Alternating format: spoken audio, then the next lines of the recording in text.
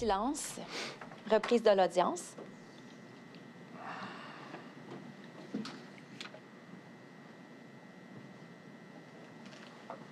Vous pouvez vous asseoir. Alors, sous le même serment. Oui.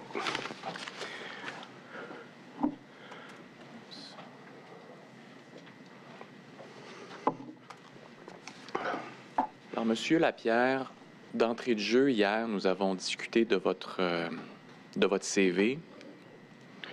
Nous avons établi que vous êtes présentement à l'emploi de la société. Maintenant, que se passe-t-il en 2021 là, relativement à votre cheminement professionnel? En 2021, j'ai quitté la société là, pour le ministère de l'Emploi et de la Sécurité sociale. Voilà. Votre micro n'était pas ouvert, c'est bon. Oh, Parfait. pardon. Alors, juste peut-être, au cas où ça n'a pas été capté, va donner votre réponse. D'accord. En juillet 2021, j'ai quitté la société pour le ministère de l'Emploi et de la Sécurité sociale. Vous avez fait quoi là-bas? En fait, là, auditeur interne, toujours là, en technologie de l'information, là, toujours un poste des mérites. Là. D'accord. Et vous êtes resté combien de temps à cet endroit? Environ 9 mois. 8-9 mois. Oui. Et après, qu'est-ce que vous faites? Après cette période de 9 mois, qu'est-ce que vous faites? Je suis retourné à la SAC, mais pour à titre d'auditeur interne toujours, mais pour des mandats d'audit en cybersécurité. Qui est le poste que vous occupez présentement? Tout à fait. Bien. Donc, on reviendra sur les raisons de votre retour tout à l'heure. Pour l'instant, ce qui m'intéresse, c'est les raisons de votre départ en 2021. J'aimerais que vous me racontiez qu'est-ce qui est arrivé, puis peut-être reculer jusqu'à l'été 2020. Qu'est-ce qui se passe? C'est quoi les événements qui vont mener à votre départ en 2021? Bien, je vous dirais que j'ai senti, là, à partir de l'été, plus l'automne 2020, qu'on avait un petit peu moins d'écoute, moins d'appui. Fait que j'ai décidé, de quitter là, suite à ça. Est-ce qu'il y a un événement en particulier, M. Lapierre, en 2020, qui impliquerait M. Jude Martineau et M. Pelletier, votre supérieur? Oui. À l'été 2020, mon supérieur, Daniel Pelletier, a eu une commande de M. Martineau, qui était le président du comité de vérification. Un administrateur. Un administrateur, oui. Une commande concernant Casoï. Il voulait savoir là, où est-ce qu'on est parti avec ça, puis on s'en va où, là? Où est-ce qu'on est rendu, là, parce que c'était pas clair, là, le projet initial versus aujourd'hui. Ça avait été modifié dans le temps. La portée aussi, là. Donc là, rappelez-nous, on est à quel moment, là? Environ. À l'été 2020. À l'été 2020. Et là, je comprends que ça c'est du oui-dire. Vous rapportez ce que M. Martineau a demandé à M. Pelletier. Bien, c'est M. Pelletier qui me l'a demandé. Il m'a dit, là, on a après, une bien commande pouvoir. de M. Martineau, puis là, il me transfère la commande, là. Bien. Qu'est-ce que vous faites avec cette commande? Quel travail est-ce que vous réalisez, M. Lapierre? Dans le fond, j'ai préparé un tableau qui partait du plan de pérennité, l'ancien projet, jusqu'à aujourd'hui. J'incluais là, toutes les grandes étapes, les grands événements. C'est-à-dire, on partait du plan de pérennité, on a eu le CT, pour l'autorisation d'aller en appel d'offres pour 200 millions pour la livraison 2. Là. Ouais. C'était pas pour la livraison 1, mais c'était pour la livraison 2. Après, on a eu un positionnement PGI où on estimait combien ça nous coûterait implanter une solution PGI à la société. Après, il y avait vraiment le business case là, suite au résultat de l'appel d'offres. Quand on a eu les coûts du fournisseur, on a revu le business case, puis fait que ça, c'était un des événements importants. Après, on était vraiment dans la fameuse transaction. On était à l'été 2020, où le fournisseur, suite à la replanification, le fournisseur demandait plus d'argent pour la livraison 2. Il disait, là, on n'arrivera pas dans les paramètres du contrat. On demande 200 millions de plus là, pour la livraison 2. Puis, on était dans cet esprit-là. Là. Hein? C'était ça de l'été 2020. C'est comme ça que j'ai amené ça avec le... Dans le fond, on est parti du début jusqu'à la transaction, auquel j'ai ajouté une colonne pour l'estimation qu'on faisait là, du programme au complet. Là. OK. Donc là, dans le tableau que vous présentez, puis là, on l'a annoncé, M. Pelletier, là, va venir témoigner la semaine prochaine, notamment concernant ce tableau, mais vous, c'est vous qui entrez les chiffres dans le tableau en question. Oui. Bon. Et là, je comprends que vous refaites les grandes étapes, puis à chaque étape, vous y mettez un chiffre. Oui. Combien on pense que ça va coûter? Combien ça l'a coûté? Oui. Puis là, vous dites que ça termine par une dernière colonne. Ça, c'est laquelle? C'est une estimation que j'avais faite. Parce que là, on avait... dans le fond, quand le fournisseur nous demande de l'argent de plus, là, puis qu'on n'est pas à la fin du projet, on est même au début, la question qu'il faut se poser aussi, vas-tu nous en demander d'autres? Ouais. C'est ça la question qu'il faut se poser. Là. Fait que c'est un peu l'objectif que j'avais à faire la dernière colonne, c'est-à-dire, on s'embarque dans quoi réellement? Là, hein? Parce qu'il y avait d'autres phases aussi. C'est beau dire qu'on a la livraison 2 qui est augmentée de façon substantielle, mais on a la livraison 3. Est-ce que les coûts aussi vont augmenter, etc.? Fait que c'était l'état d'esprit là, dans lequel j'ai fait le tableau, puis on était dans le processus où la société devait prendre une décision à accepter ou pas les augmentations du fournisseur. C'est important aussi, le moment il est important. C'est pour ça qu'on a cru bon rajouter une estimation là, sommaire. C'est sûr qu'on n'avait pas de métrique précis à l'époque, mais quand même, une estimation, je crois, qui était valable. Bon. Mais l'estimation en question, là, je comprends que c'est pour... Vous mettez un chiffre projeté Oui. pour l'entièreté du projet CASA. Oui, ça incluait la livraison 3. Parce qu'en 2020, c'était encore dans les plans. Là. C'était Oui, encore dans les cartons. Là, Oui. qu'on s'en allait à la livraison 3. Oui. Attardons-nous un peu, parce que là, vous me dites une évaluation sommaire, là, mais quand même, là, dites-nous comment est-ce que vous calculez, puis là, on tombe dans votre domaine d'expertise, là, on est dans les calculs, là. Comment est-ce que vous calculez, c'est quoi votre méthodologie de calcul pour établir les coûts projetés? Dans le fond, on a isolé là, qu'est-ce qui avait déjà été consommé. On a isolé la phase développement. Là, on a parlé des RAICF, là, quand on construit la solution. Là. On a isolé cette phase-là, puis on a regardé comment ça nous coûte un RAICF. On est arrivé à un coût de 360 000 367 000 pardon. Par RAICF. Oui. En fait, c'est ça. Nous, on incluait tout. Le suivi des RAICF, c'est parce que le projet, lui, comme indicateur d'avancement du projet, il regardait justement l'avancement des RAICF, comment ça évoluait, combien on était capable d'en faire par mois, à combien qu'on était rendu. Ben, on a pris ces chiffres-là, à combien qu'on est rendu, puis les coûts que ça nous a coûté, puis on a dit que ça nous coûte à peu près 367 000 par RAICF. C'est sûr que c'est sommaire. C'est un peu comme dans la construction où on va mettre un prix au pied carré, puis ça va inclure la plomberie, l'électricité, des choses comme ça. C'est sommaire, mais ça tient la route. Pour nous, ça tenait la route. Vous arrivez à combien? J'arrive pour le projet à environ 924 millions. Ça inclut pas la phase d'exploitation, par contre. Qui sont des coûts? Récurrents, là. Il faut ajouter, là... La récurrence. Oui, moi, c'était uniquement projet, autant ressources internes qu'externes, projet. Et là, comment, si on veut comparer, disons qu'on veut comparer votre estimation en 2020 des coûts projetés aux coûts établis par la vérificatrice générale cette année? Les coûts estimés de la vérificatrice générale? Oui.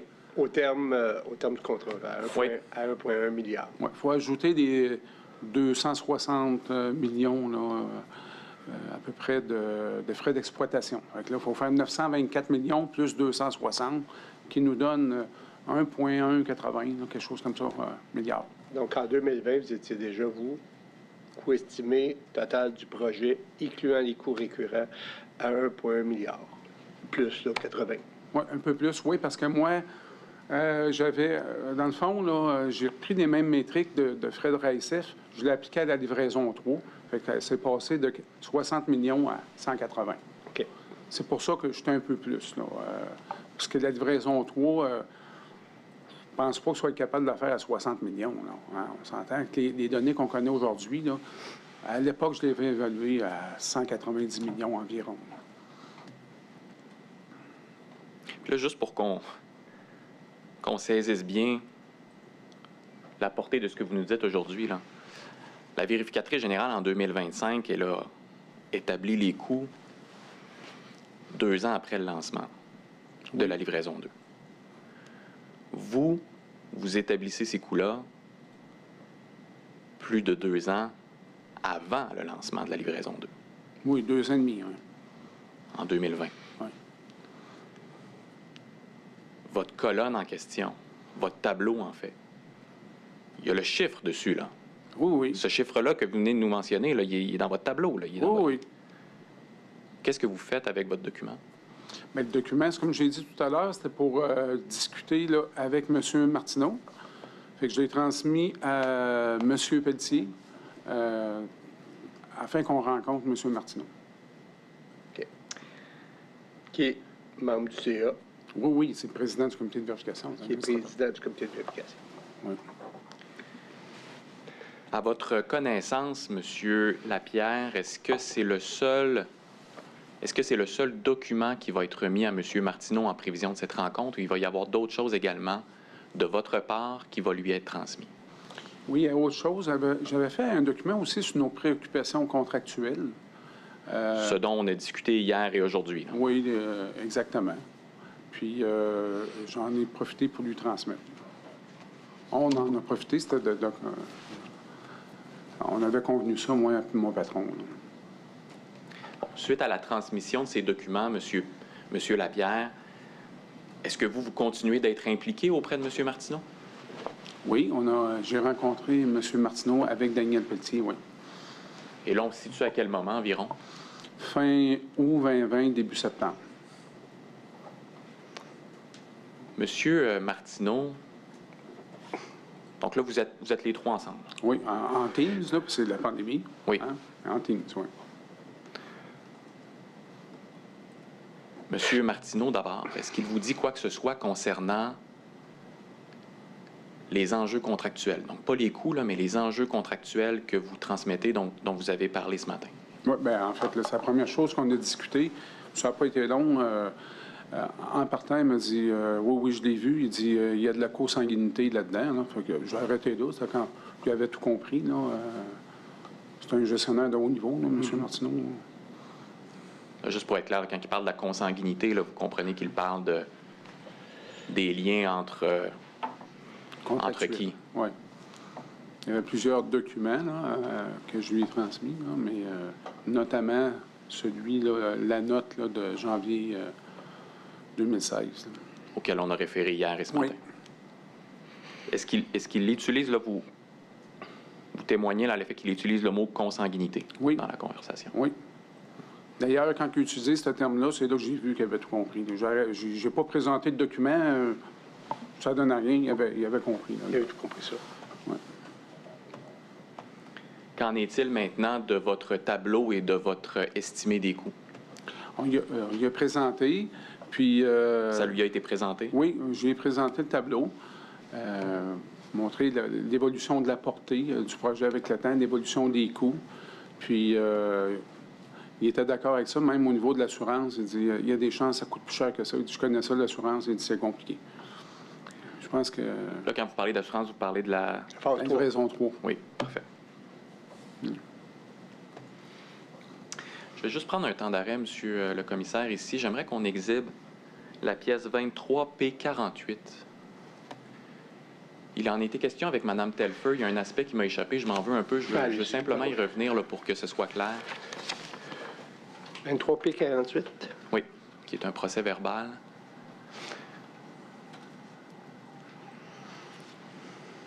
Voilà donc un procès verbal du conseil d'administration du 13 juillet 2020. Donc, on se souviendra là, que c'est le procès-verbal. En fait, c'est la rencontre du conseil d'administration où, si on peut descendre, c'est le conseil d'administration où, si on peut descendre encore, là, même vers la fin du document. Absent. Jude Martineau. Oui, alors voilà. J'interrogeais Mme Telfer, elle disait, mais je pense que M. Martineau était déjà parti à ce moment-là. Je voulais simplement pointer ici le fait qu'effectivement, M. Martineau est absent de la rencontre. Et là, on comprend que cette rencontre du conseil d'administration est de façon concomitante là, à la commande qui vous avait demandé, puis à votre travail qui a été fait sur l'estimé des coûts. Mais ça semble la même période, non?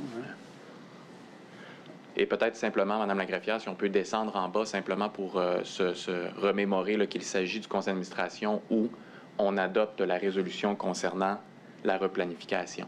Si on peut descendre dans le document jusqu'à la dernière page.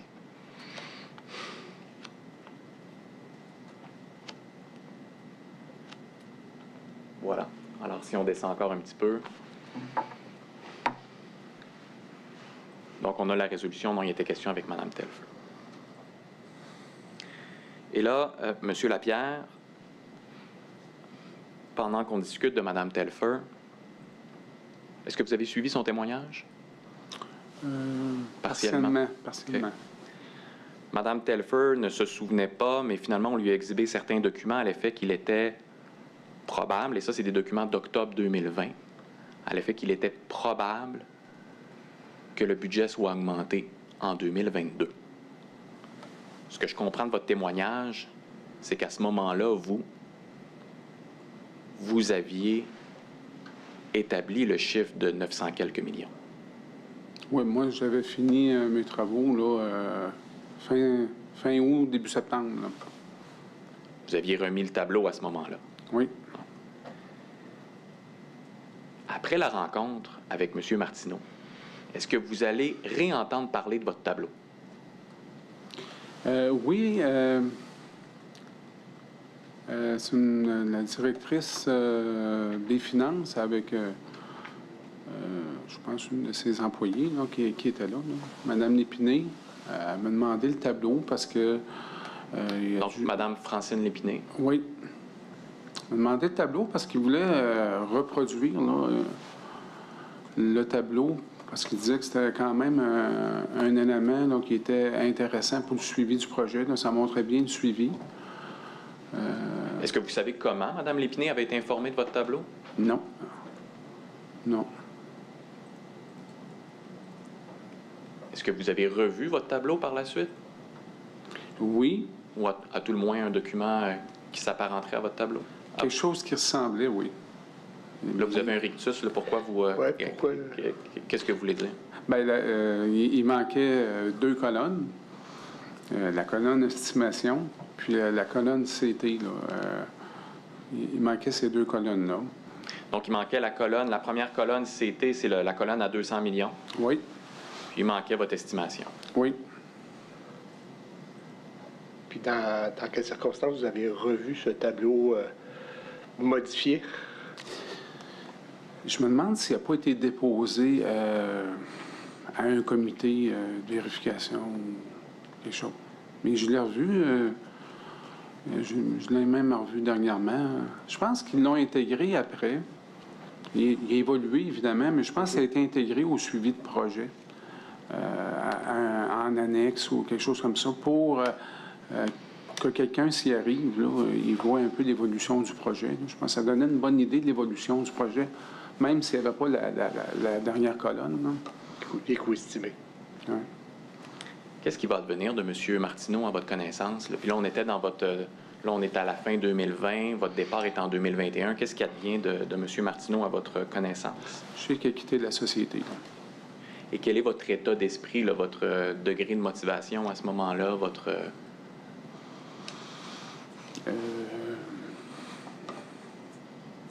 Je vous dirais, c'est sûr que c'était décevant parce que c'était un bon administrateur, M. Martineau, mais c'est plus l'ensemble, je pense, des relations restantes avec la société qui se sont peut-être amoindries. On avait moins nous invitait moins à des rencontres importantes. tout cas, j'ai senti un petit peu un manque d'intérêt pour nous à En partir de... parlant des vérificateurs. Quand vous dites nous, en parlant des vérificateurs. Oui, oui, exact. Pourquoi vous revenez en 2022 après 6 mois, M. Lapierre? Il y a eu des changements à la haute direction. On a un nouveau PDG. Puis, je suis revenu, mais pas sur le projet.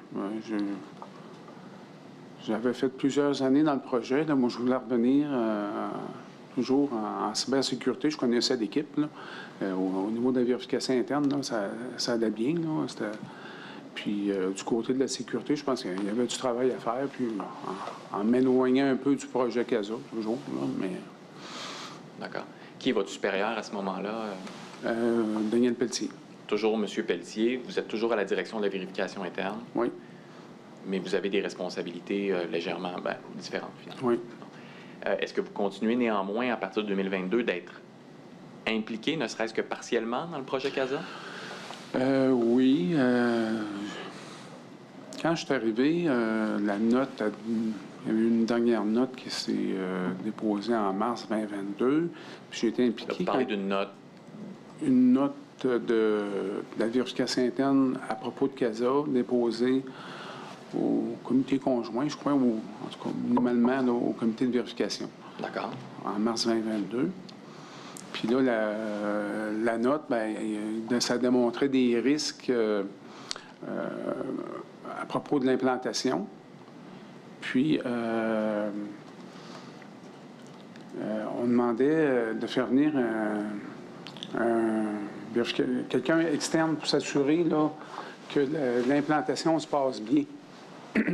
Puis, j'ai rencontré des vérificateurs là, avec... Est-ce qu'on peut les nommer? Qui a été mandaté? C'était PricewaterhouseCoopers, PwC. PwC, d'accord. Oui. Donc, qu'est-ce qui s'est passé avec eux? Bien, on a eu une première rencontre. On expliquait un peu du pourquoi là, qu'on voulait avoir un avis tiers.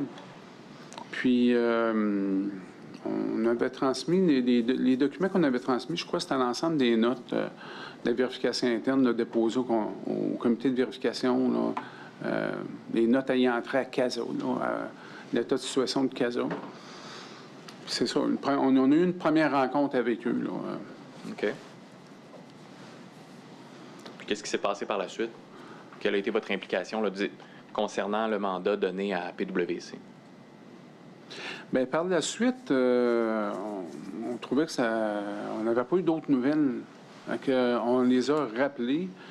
Puis finalement, là, non, le projet, c'est en cours, là, ça s'en vient. Ils ne demandaient pas d'informations additionnelles.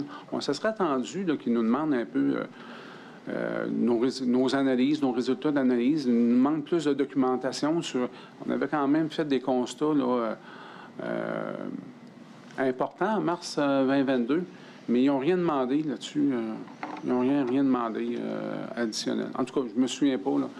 Peut-être verbalement, à la première rencontre, mais bref, là, je ne sentais pas l'appétit. Hein? Je sentais pas Vous ne sentiez pas l'appétit de PwC? Non, non.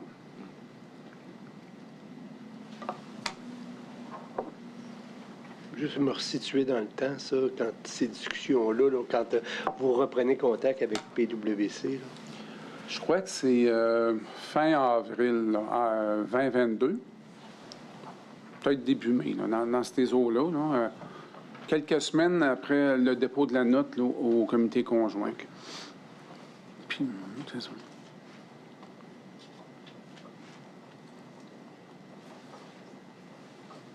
Avez-vous autre chose à ajouter, M. Lapierre? C'est tout. Monsieur le commissaire, à moins que vous ayez des questions. Moi, je les réserve toujours après, Oui, parfait. après le contre-interrogatoire. Alors, est-ce que c'est toujours le cas? On me demande une pause. Oui, ça va aller plus Combien de temps à peu rondement. près? Là? Vous voyez, Donnez-moi on est 10 dans les minutes. temps, Là, là. j'ai fait du travail pendant la pause tout à l'heure, donc 10 minutes pour réunir mes On dernières va faire idées, ça monsieur 15 le minutes. commissaire. Merci. Parfait. Veuillez vous lever, 15 minutes de pause.